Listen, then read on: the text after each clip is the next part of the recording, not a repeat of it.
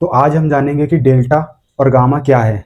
तो जैसे delta delta दिशा यानी डायरेक्शन बताता है कि स्टॉक अगर 1 रुपये मूव करता है तो उस पे ऑप्शन पे आपको कितना उसका असर देखने को मिलता है। जैसे कॉल के लिए डेल्टा हो गया 0 से लेके +1।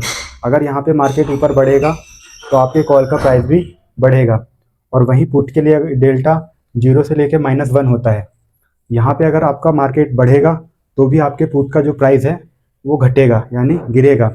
लेकिन डेल्टा जो है एटीएम एट द मनी के लिए 0.50 अप्रॉक्स होता है।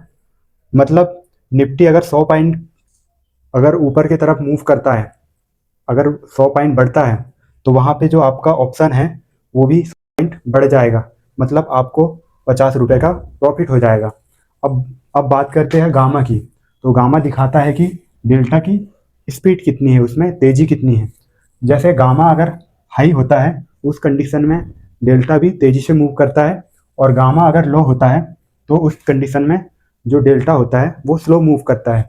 मतलब डेल्टा अगर 0.50 रुपये का मूव करता है और अगर वहाँ पे गामा ऐड कर दिया जाए, अगर गामा हाई होता है उस कंडीशन में वही 0.80 का मूव होएगा। मतलब आपको अगर 50 रुपये का प्रॉफिट हो रहा है तो गामा की वजह से वही 50 रुपये 80 रुपये में आपका प्रॉफिट बदल जाएगा। और एट द मनी यानी एट द मनी में जो गामा होता है वो बहुत हाई होता है। इस वजह से उसमें जो है उसके जो प्राइस में है बहुत ज़्यादा तेज़ी देखने को मिलती है एट द मनी में।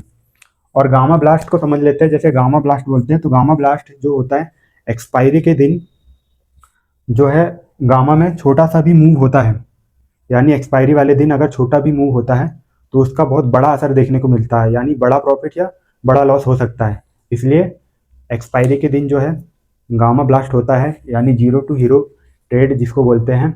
इसलिए आपको एक्सपायरी वाले दिन रिस्क को मैनेज करना बहुत इंपॉर्टेंट है।